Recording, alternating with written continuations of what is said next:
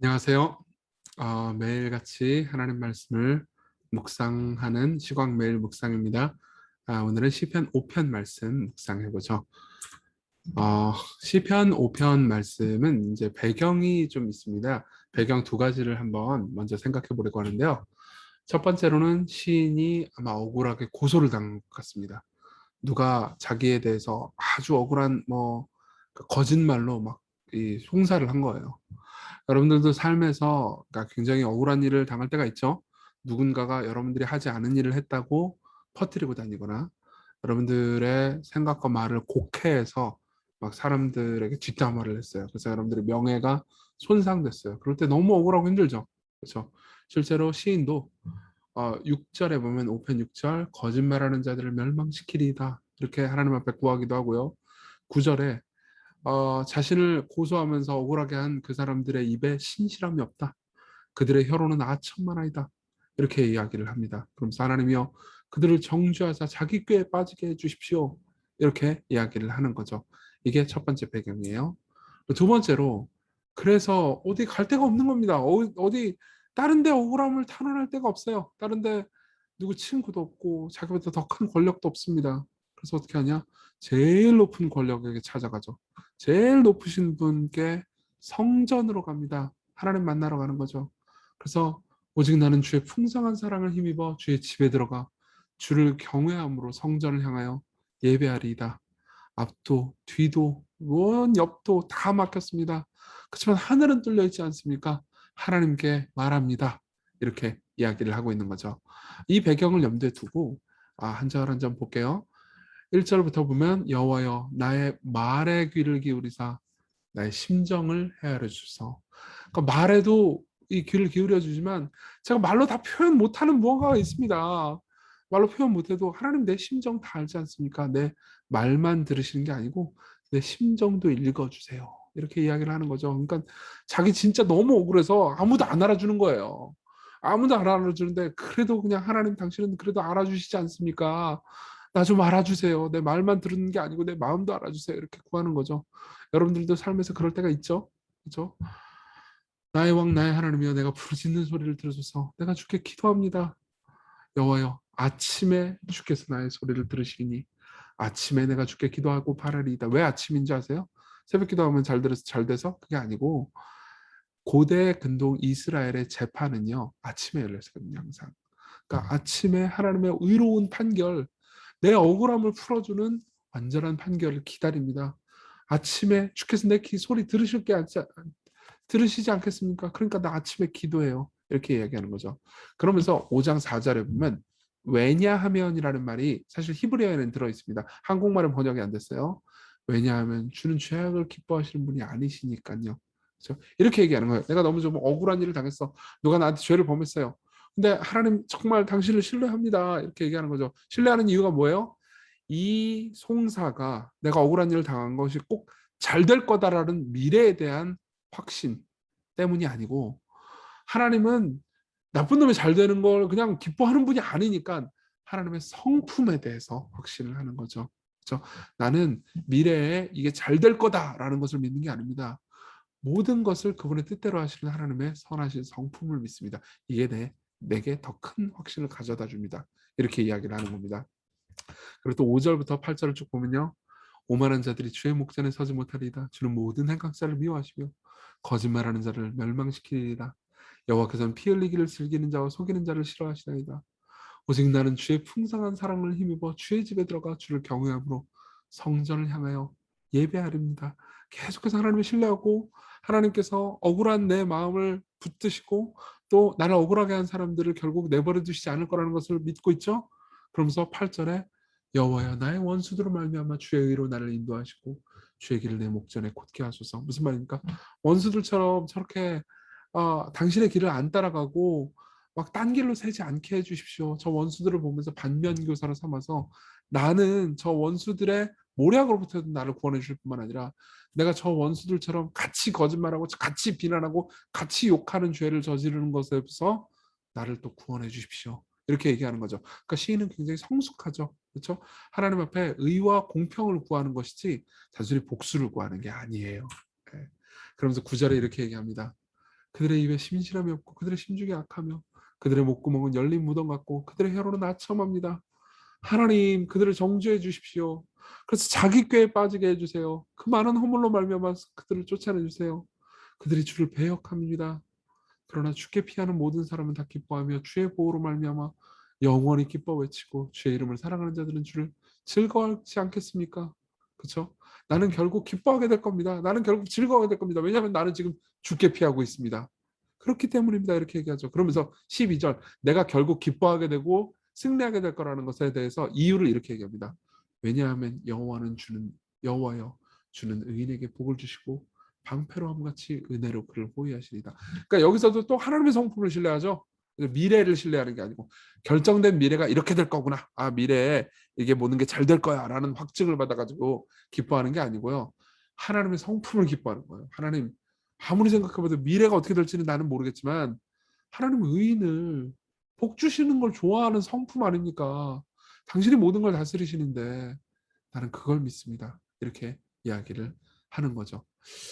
전체적으로 시편의 내용을 살펴봤는데 이제 적용을 좀 두 가지만 해볼게요. 첫 번째로는 하나님이 우리 삶에서 고통스럽고 억울한 일을 당할 때 우리를 신원해 주실 것을 기다립시다.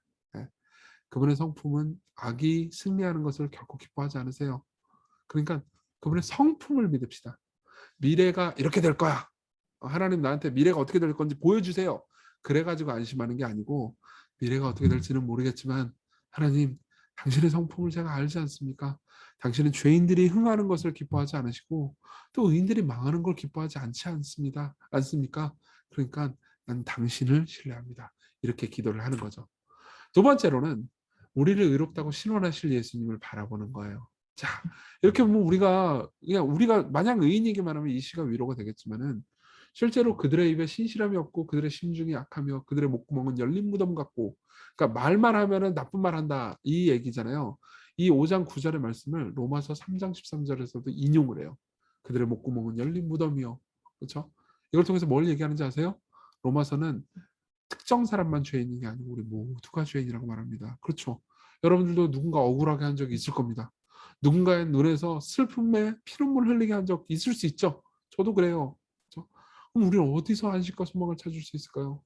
우리 대신 그런 우리의 죄를 덤태기 쓰시고 용서하셔서 우리를 결국 의롭다 하실 예수님을 바라보는 거죠. 그래서 로마서 4장 25절은 예수는 우리가 범죄한 것 때문에 내줌이 되고 또한 우리를 의롭다 하시기 위해 살아나셨느니라 이렇게 이야기합니다. 우리가 불의해도 하나님 우리를 받아주실 거예요. 그러니까 여러분들이 불의합니까? 주의 성전으로 가서 기도하십시오. 여러분들이 억울합니까? 주의 성전으로 가서 기도하십시오. 주의 성전이 뭔지 아세요? 예배당 말하는 게 아니에요. 예수 그리스도께로 가십시오. 예수님이 우리의 진정한 성전이시니까요. 우리 같이 기도를 좀 합시다. 기도할 때 두 가지. 억울한 일이 있을 때 원망과 분노로 삶을 채우는 게 아니고 소망과 탄원으로 삶을 채울 수 있도록. 그리고 우리를 위해서 죄인 취급받으신 예수님을 생각하면서 오늘 하루 겸손하지만 내가 죄인인데 예수께서 내 죄를 담당하셨으니까 내가 자랑할 게 없죠. 그러니까 겸손하지만 또 그분이 나를 의롭다 하셨으니까 담대할 수도 있는 겁니다. 그렇죠? 교만하거나 혹은 시쭈구리해서 좌절하는 삶이 아니고요. 겸손하지만 담대한 삶을 살 수 있도록 오늘 하루 인도해 달라고 우리 같이 기도합시다.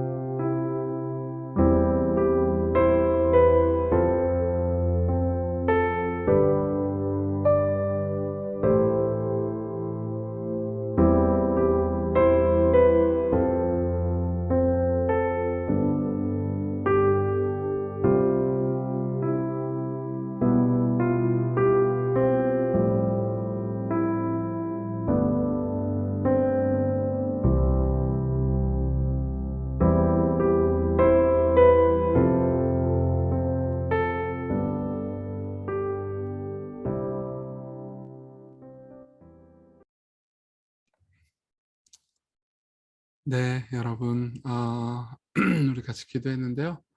오늘 하루 여러분들이 은혜 안에서 담대한 삶을 사셨으면 좋겠습니다. 제가 잠깐 기도할게요. 은혜로우신 하나님, 복음을 기억하며 우리의 억울함을 풀어주시고 우리를 더 나은 의로 인도해 주실 예수님을 의지합니다. 오늘 하루 힘차게 살아갈 수 있도록 힘을 주세요. 예수님 이름으로 기도했습니다.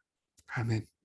네, 감사합니다, 여러분. 오늘 하루 행복한 하루 보내셨으면 좋겠습니다.